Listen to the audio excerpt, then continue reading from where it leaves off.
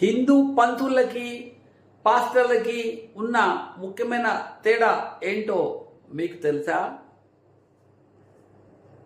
హిందూ పంతులు బ్రాహ్మణ్స్ పూజలు చేస్తూ ఉంటారు. ప్రతి గుడి దగ్గర అర్చకులు అంటారు వీళ్ళని.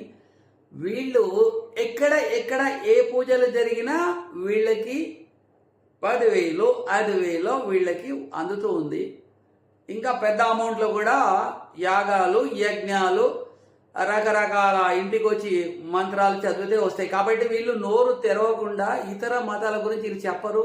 హిందువులు ఐక్యత గురించి వీళ్ళకి అక్కర్లేదు. ఒకవేళ చెప్పాలనుకున్నా అక్కడ ఉన్న వాళ్ళు ఈయనని ఏమంటారో తెలియదు, మంత్రాలు చదివి వెళ్ళిపోతారు సింపుల్గా.